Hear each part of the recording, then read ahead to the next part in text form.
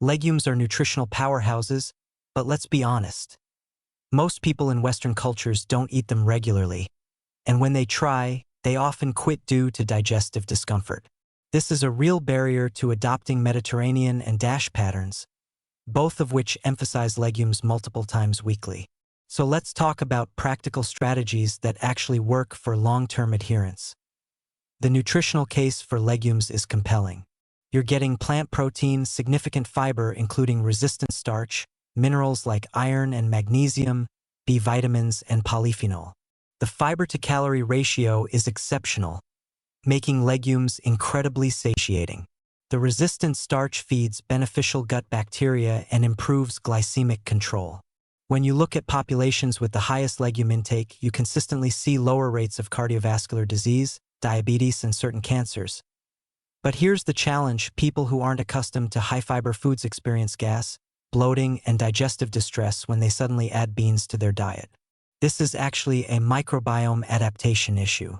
Your gut bacteria need time to adjust. The solution is gradual introduction. Start with small amounts, maybe a quarter cup of well-cooked lentils added to soup. Wait a few days. Increase slowly. Over several weeks, your digestive system adapts, and the symptoms largely resolve. Preparation methods make an enormous difference. Soaking dried beans overnight and discarding the soaking water removes some of the oligosaccharides that cause gas. Cooking with kombu seaweed using a pressure cooker or sprouting beans before cooking all improve digestibility. Canned beans, which are already thoroughly cooked, are often better tolerated initially than home-cooked dried beans. Just rinse them thoroughly to remove excess sodium.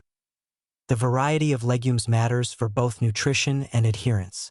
Don't just eat chickpeas or black beans repeatedly. Rotate through lentils, red, green, black, French, which cook quickly and have mild flavors. Try white beans, kidney beans, pinto beans, navy beans. Explore less common options like mung beans or adzuki beans. Each has slightly different nutrient profiles and culinary applications.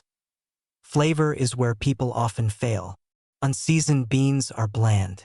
But when properly prepared with aromatics, herbs, spices, and acid, legumes become genuinely delicious. Think of how various cuisines use legumes. Indian dal with spices and ghee, Middle Eastern hummus and falafel, Italian pasta e fagioli, Spanish lentil stew, Mexican refried beans.